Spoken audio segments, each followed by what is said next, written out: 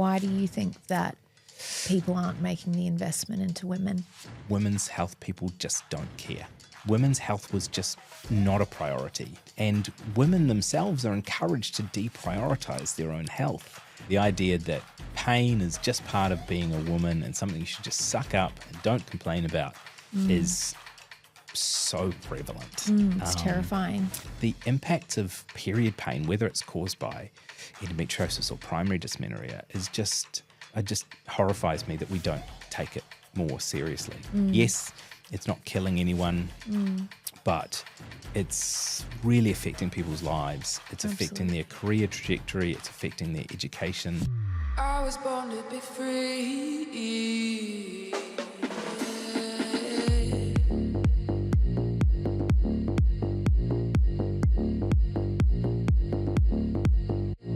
Welcome back. We haven't left. Nope. We're in the same let's spot. pretend. Yeah, Yeah. should have brought a change of clothes or something. we should have. We should have brought a change of clothes. But on this episode, we're speaking about dysmenorrhea, Yes. period pain. 80% of women have suffered with 90. 90. Yeah, okay, over 90%. 90 in Australia. Dysmenorrhea is just a medical term for period pain. Yeah. So there's two kind of categories, if you like. So there's what we call primary dysmenorrhea, and this is when it's caused with no physical changes in the pelvis. Right. So this is the one that most people have. And then you've got secondary dysmenorrhea, where the pain is secondary to some changes, and this is endometriosis, adenomyosis, fibroids. Those are the most common ones. So primary dysmenorrhea is the one that most people statistically will have, and in Australia, over 90% of young women, girls, and those who menstruate under 25 report period pain, and most of them report it as moderate or worse. So about a 6 out of 10. So it's a big thing. It's very common. And worldwide, about 74% from our research. So, and it depends on how you ask the question and culturally what period pain means. But it's, even if we take that as the kind of conservative number, 3/4 of women are going through some, pretty significant pain each month. And it's interesting, in the last episode we spoke about how do you define pain. Yes. And I think that's such an interesting conversation because late last year I was diagnosed with adenomyosis. I experienced pain during my menstrual, during, that time of the week. Yeah. But it was only until I, went in, I had an ultrasound and they were like, oh, you have adenomyosis. Yeah. I'm 33 or 33 this year, 32. I'm not 33 just yet. And I just thought it was normal. I thought my period pain was normal, and clearly not. Look, and this is unfortunately the normalization of women's pain is everywhere. Yeah. Society does it. Magazines do it. Unfortunately, doctors do it. It's something that we see all of the time. And my PhD was actually on primary dysmenorrhea and talking to people who were in my study. And these were educated people. We had PhD students, master's students, physiotherapists, psychologists. All of them said, oh, I just thought it was normal. It's just something you have to put up with being a woman. And other people said, oh, well, of course it hurts. You're bleeding, so when you cut yourself and you bleed, it hurts. So of course it must hurt. And this has unfortunately been, the further we go back in the research, it's the same. The idea that pain is just part of being a woman and something you should just suck up and don't complain about is so prevalent. It's terrifying. It is, because if it happened to men, we would do something about it. We'd know about it. We'd know about it. It's just crazy to me that we still have young girls who don't know what a quote unquote normal period should be. And so when they don't know what normal is, they don't know what abnormal is and when to seek help, So people like you, 32, not 33, diagnosis of adenomyosis. Yeah. You probably have had that for years. And you didn't know, because I presume if you talked to people and said, I get really bad period pain, they probably statistically said, me too, you know, and we hear this all of the time. I talked to my mum and my mum said it's normal. Well, mum probably had it too, you know, and all due respect to mum, she is doing the best she can. She's probably not a doctor, you know, and she had pain and she grew up, she might have grown out of it or it might have been got better, or she was probably told, don't worry about it. So we just perpetuate this Absolutely. cycle. And it's so interesting. I mean, despite the fact that some of these or most of these conditions that we're talking about, whether it's dysmenorrhea, it's a growing issue worldwide, yet women are still so underrepresented in clinical trials and in data and research. I don't know if this is true, you'll be able to confirm this, that women only started being a part of clinical trials, I think in like the early 1990s. I think so. It's one of those things where it's kind of reached the status of a bit of an urban myth, but it sounds about right. And even now, you know, when you look at trials from the 90s and 2000s, women are not well represented. And, you know, the perfect example of this is pregnant women. We know almost nothing through clinical trial data from pregnant women for safety reasons, but it is generally, you know, men is the default. Male bodies are the default, you know, and so we know a whole bunch about how stuff works for men, but not so much how it works for women. And why do you think that people aren't making the investment into women? I genuinely think women's health people just don't care. That's my experience over the last 12 years of being a women's health academic. I think it's getting better. Yeah, okay. But I think generally women's health was just not a priority. You know, it just was, and women themselves are encouraged to deprioritize their own health. That makes me really sad. Yeah, at the end of my clinical trial on period pain, we got really good results. And we said to people at the end, will you continue now that it's not a clinical trial and you have to pay for it? And I think 80% said no. And I was shocked.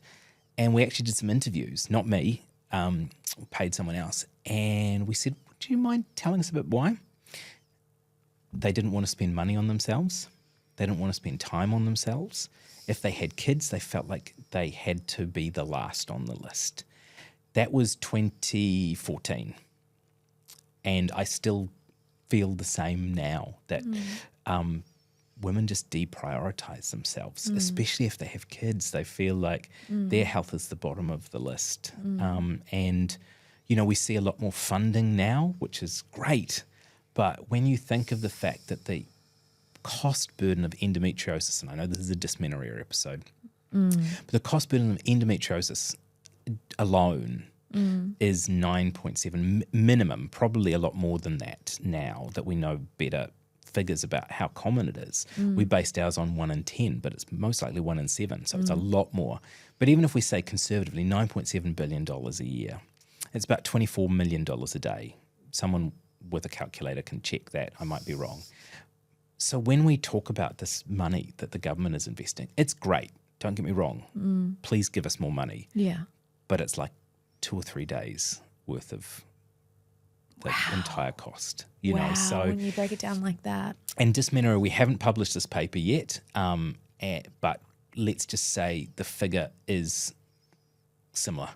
So for primary dysmenorrhea, for period pain, which isn't caused by endometriosis, is also a huge economic burden on people missing work or not being productive at work, not to mention impact on their quality of life. So when we think about, like, erectile dysfunction doesn't cost the economy very much money, I don't think, but we spend a lot of money trying to treat erections. Right.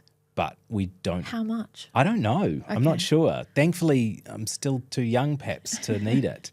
But we spend a lot of money investing in drugs for erectile dysfunction. Yeah. And for people with erectile dysfunction, I'm sure that is very welcome. And I'm not saying they shouldn't have these drugs.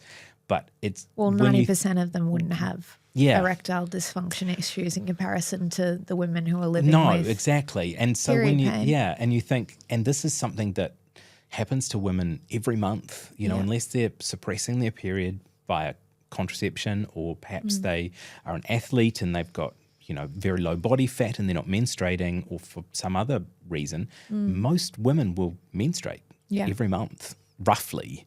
And I can't remember, I should have prepared this figure, but when we talk about over the lifespan of someone's career, I think it's, and I could be completely wrong, I might be underestimating, but I think it was like 800 periods that most people are going to have during their career. Probably might be really off on that, so I'm sorry. Whoever had that But calculator that's a up. lot. It's a lot. Yeah. I feel like I'm off. But that's a huge amount to manage during your working life, and not to mention the impact on education as well, Absolutely. So there's just the impacts of period pain, whether it's caused by endometriosis or primary dysmenorrhea, is just, I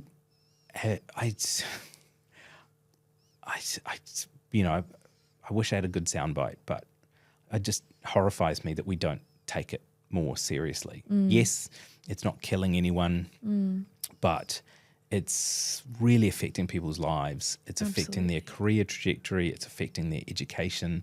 If you and I were obviously the same age, I'm not 32, but if we were in school together, and sitting the same test, and we both had studied the same amount, and you had your period and I did not, and we took the test on that day, I have an advantage, because you're in pain, and so what about if that test is really important?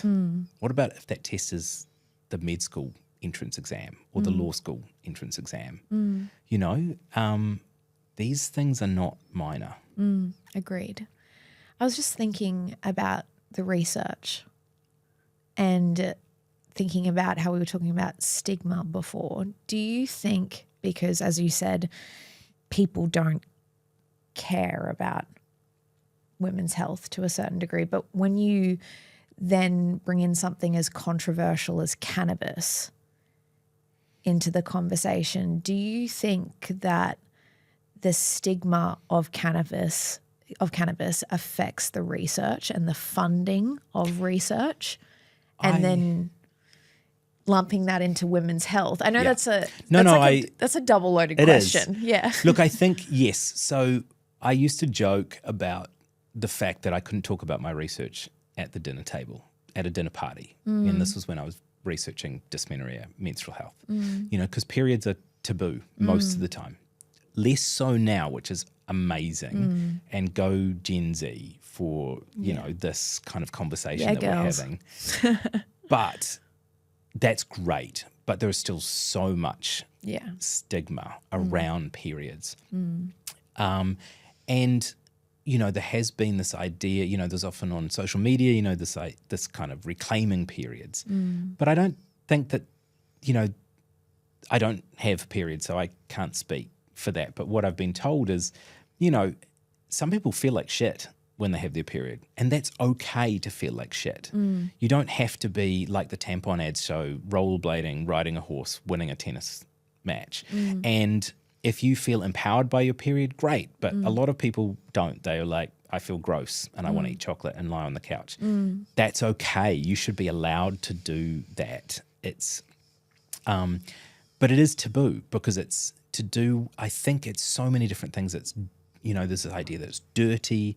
We don't, I think only recently we've seen on commercials red colour instead of blue, the blue liquid, which is there for years. Yeah. But some people think blood is dirty, and that's fine. Some people feel that way and they don't want to talk about it.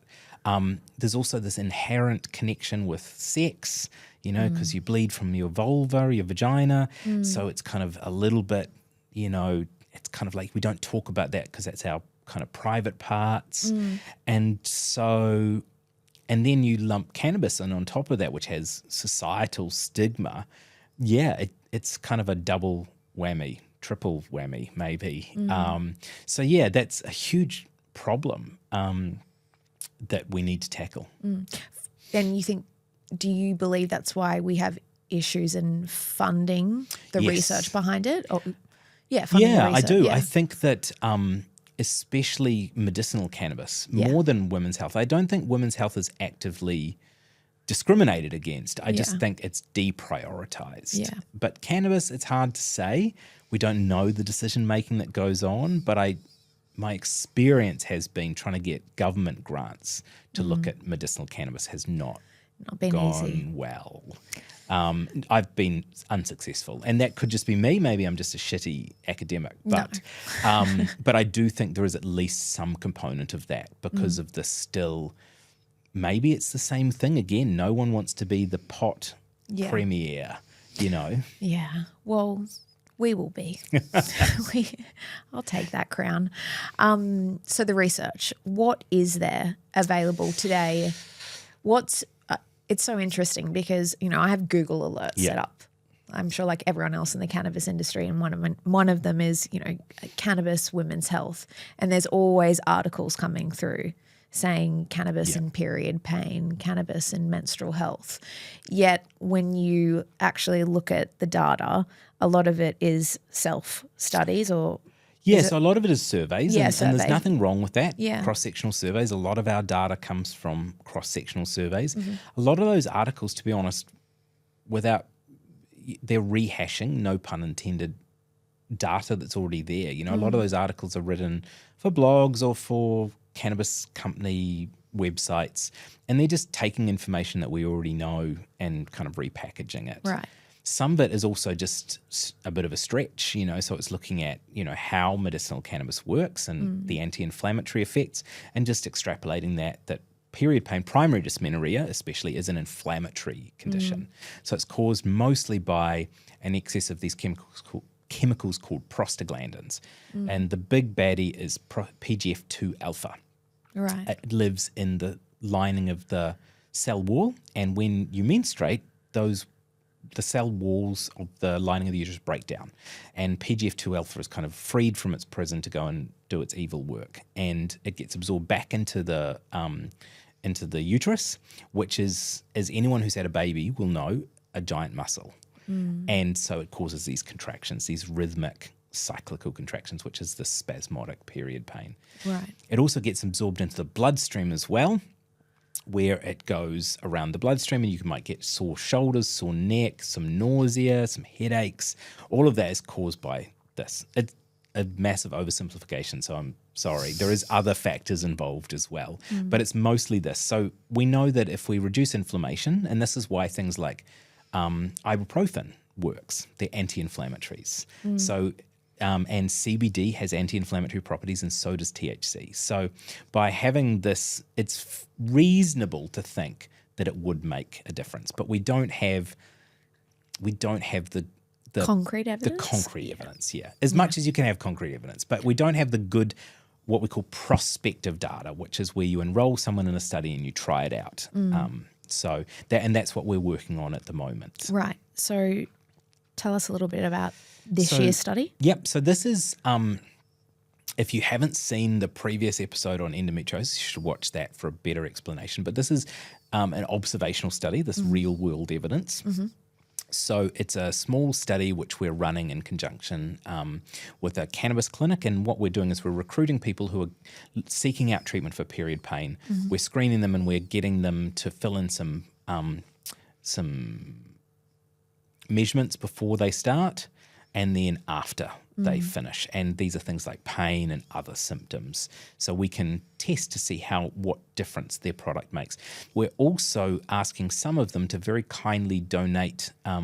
We're giving them a menstrual cup, and we're asking them to provide us with some of their menstrual blood. Right. And we're going to do that again before they start cannabis and at the end. And we're going to see, is there a reduction? Because you can measure these evil prostaglandins in the menstrual blood. Right. So we're going to look at that and see, is there a change? And if there is, awesome, because then we can, it's one piece of evidence to suggest actually it's reducing these inflammatory markers. And if you're reducing the inflammatory markers, you're probably reducing the inflammation. So you're saying that there's no concrete evidence today specifically for medicinal cannabis and dysmenorrhea. Primary dysmenorrhea. Primary. Okay, right. But is there any findings on CBD or THC and how it... There is a few papers that have come out just recently, I should say. Right. And so there is some. The caveat is, I will say, I don't think they're amazing studies, and all studies have shortcomings, including mine. So I'm a little bit hesitant. But there's definitely, the studies that are there show a lot of promise, but they haven't been undertaken and reported the way maybe as good as they could have been. But there's certainly enough out there to suggest, hey, it's a potentially good treatment.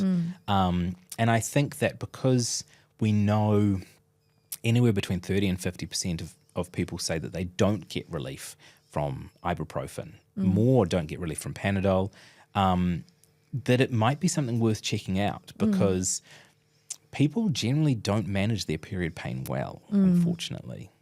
Because I know for me, I was prescribed the pill really, really early on. And I think that's what happens. It does. Most of the time is when you 16, 17, you go into your doctor and they just say, go on the pill. That will reduce the pain for you. And for many people it does. So for primary dysmenorrhea, for example, there are 2 first-line treatments. Non-steroidal anti-inflammatories, which is a fancy way of saying they reduce inflammation. And this is ibuprofen, Nurofen, over-the-counter. Things like Ponstan, Naprogesic, they're all different types of anti-inflammatories. And the other is the combined oral contraceptive pill, or some of the other pills now.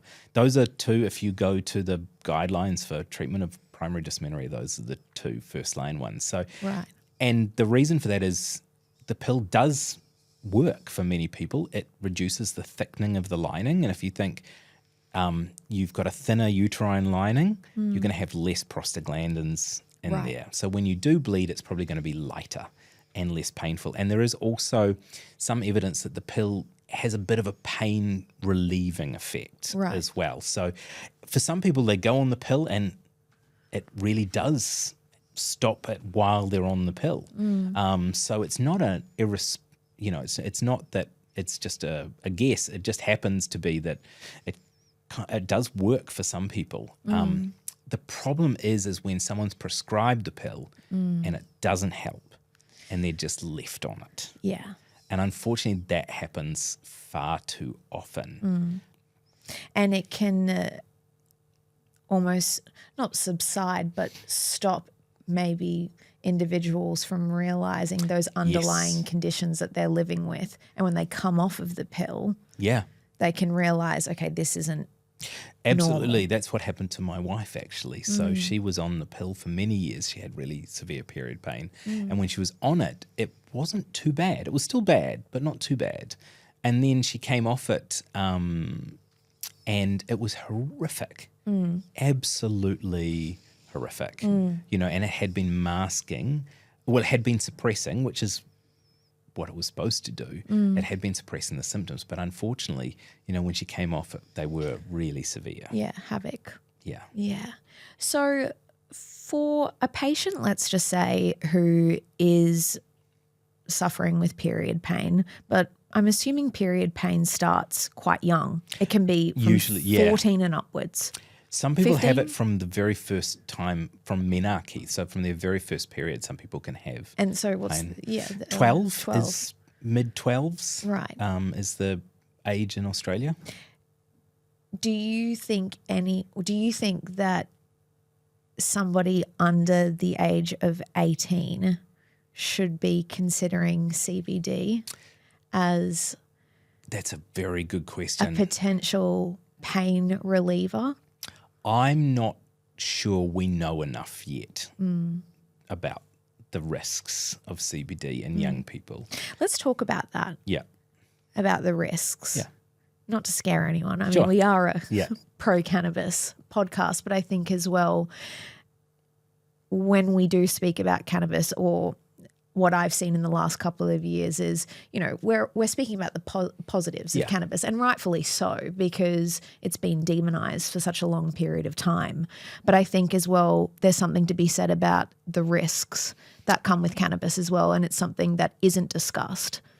Yeah, so I think we've got risks in terms of normally how we would consider risks. So, if you or I were using medicinal cannabis, we're not in our teens anymore.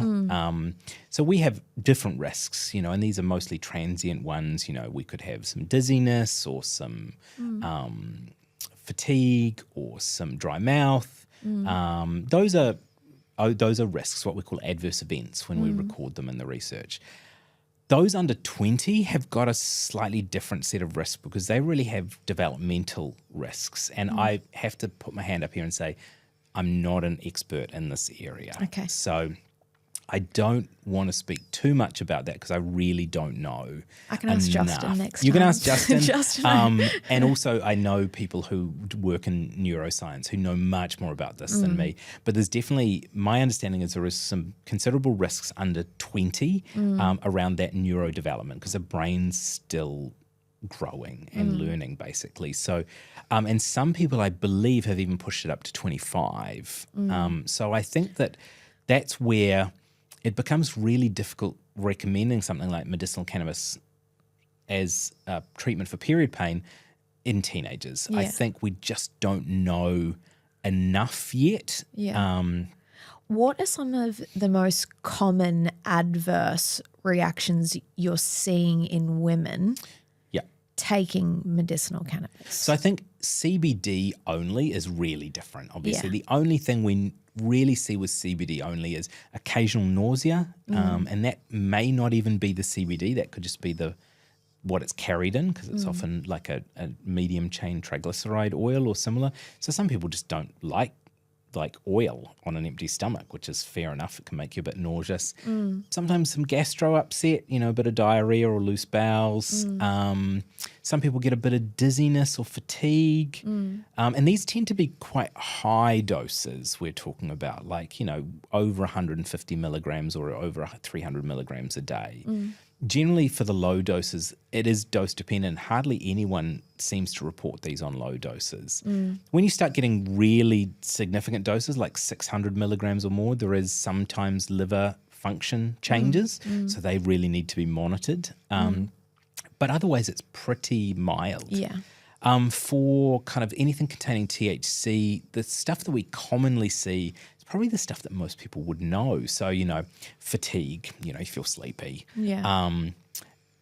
Euphoria is another one. And funnily enough, that is classed as an adverse event. But, so people laughing, giggling, feeling relaxed is something that people report. Dry mouth, increased appetite, dry eyes, red eyes, tachycardia, so fast heartbeat, anxiety and paranoia, so feeling very anxious or on edge. Those are the ones that tend to come up quite a bit. And then, as you move down, really quite rare ones are things like cannabis hyperemesis syndrome. Yes, CHS, yeah. And that's, I believe that's about 1 to 2% from memory. And that's obviously very unpleasant. So that's cyclical vomiting. Horrific. But still common in Australia. I've done quite a lot actually on that and reported on it, and quite a few people responded in saying that they had a cannabinoid hyperemesis syndrome. Yeah. It's where essentially weed makes you sick. Yeah, really sick. Really sick. There's an incredible influencer or ambassador, I should say, Alice Moon, based in the States, who has done an incredible job at advocating for this, which in fairness has been quite brutal because you can imagine how many people, go against what she's saying. And it's very, very real. It is. Very, very real. And even at a low percentage, a low prevalence, which, not many percent. Yeah. If you've got a few thousand people smoking cannabis, then they're going to have someone with that issue, Absolutely. So yes, it's low, but it is a thing. Absolutely. And it's got to be terrifying as well if you don't know about it, where you've suddenly been, especially when people are often using it for nausea and gastro distress, you use it and So I think it's and also We're not trying to scare anyone, by the way. No, but I think it's We love cannabis, it's but it is all about important. being informed. Absolutely. I think, we talk about this a lot in society. Informed choice is really good. Absolutely. Absolutely. And it is a very unlikely thing to happen, but it's good to know. Yeah. If you suddenly you use some cannabis product and then start vomiting, it's good to know that you're not dying. Yeah, absolutely. But you should go to the emergency department. Absolutely. So I don't know if I would call this definitely not a side effect, but something that I do want to speak to you about is I've had a lot of women write into me to say that they feel more sensitive to medicinal cannabis before, during, and after their menstrual cycle. Yes. So I want to speak a little bit about that because I think that that's a really important topic and how also people are dosing. So, for example, I know that prior to my period, I will dose higher the week before to be able to manage that pain a little bit better. But sometimes I do feel more sensitive to THC as an example. So why does that happen? It's a really good question. And it's, again, this is a little bit fringe out of my area of expertise.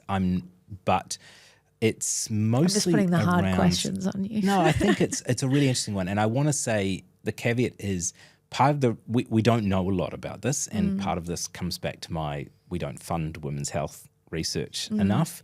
But there are obviously hormonal changes throughout the cycle, including changes in progesterone levels and estrogen. And these also change blood flow to the brain and to the uterus and other parts. And so one of the things that we know, again, anecdotally, is that, some people do feel very sensitive at different times. Some of this might be due to these hormonal changes. Some might be due to blood flow changes. But, the effect of these hormones on your, neurochemistry and, physiological chemistry is quite significant for some people, and you might have heard of something called premenstrual dysphoric disorder. So is like serious issues with, depression and anxiety and anger sometimes that happen prior to the period. And that's simply from these very, from hormonal changes during the cycle. And so we just don't know enough yet about how cannabis interacts with hormones, for example. But I think that what I've seen happen in practice is most people have a maximum limit that they go to and then they tailor it depending on the day. But one thing I can say is that the idea of taking a bit more prior to the period is actually very sensible from a scientific point of view. So coming back to these inflammatory markers, it's much easier to treat inflammation before it gets out of control. So if you think of it like a house fire, when you've got a smoldering, say, campfire, you can throw some water on it and it'll go out. By the time the house is on fire, you can throw water on it. It's not going to make much difference. And it's the same with treating inflammation. So many people, for example, when they take painkillers for their period, they wait until their period pain is really, really bad to do that. And that is actually the least effective way. So if you know you're going to get pain each month, actually taking some prior to the period is a really good idea because you're trying to dampen down that inflammation before it gets released. Yeah, right. Okay. Obviously, tempering that with, if you are feeling more sensitive, you might have to balance that out. Absolutely. So from what I can gather, there really is little to no concrete evidence on medicinal cannabis and dysmenorrhea to a certain degree. There's probably something there. We just need to maybe do some slightly more money. Robust research, which costs a lot of money, So when you think about the millions of dollars which are spent on pharmaceutical trials for a single drug, we just need access to the same kind of funding. And obviously it's really challenging for medicinal cannabis companies to come up with that kind of money, although some are, which is amazing. But I would love to say to people in those CEOs and things like that, it would be great if you know, a lot of them are like, we're really into research. I'm like, cool. Well, I'm really into you giving me some money to do it. So it would be great to get some of that money to do the research. And just because it's good to say we're into research, but you need to fund it. And if it's not me, that's absolutely fine. Fund someone else. But, you know, fund some good quality research about your product if you want to make claims. Yeah, and, absolutely. You know, and whether that's women's health or something else, that's totally fine. But I think that, you know, if you're going to benefit financially from it, it would be good to invest some money to make sure it does what you are telling people that it does, and it's safe and effective and, you know, all of that stuff. And please do it in women's health because we desperately need that, you know. I'm not saying that other conditions are not important, but women's health has always been, you know, left by the wayside as an afterthought. So it would be great to see medicinal cannabis companies, especially, you know, if they are, you know, female founded and led, be great to see, you know, some investment in this space. Absolutely. So you just mentioned big pharma before. Yeah. And I know that this could be controversial, but there's always been this notion with the people that big pharma has played a role in stopping the progression, I guess, of medicinal cannabis and why we are in the situation that we are today with medicinal cannabis. Do you think that they've played a role in? I don't know. I suppose because most of my research tends to be, you know, complementary therapies and things like that. I don't know. I know what you're talking about. I know if people have said that, and it's possible. Yeah. But I guess I'm wondering if now Big Pharma is not investing in medicinal cannabis in many ways, you know. So I think that, yes, it's very possible. But I also think we need to remove the idea that natural therapies or medicinal cannabis is that someone's growing this in their backyard and they're doing it for the good of, you know, their mates. These are still big companies. And I think that they, like you say, I think most cannabis companies are trying to do the right thing. They're seeing a product that they think is going to help people and they're really trying to do the best.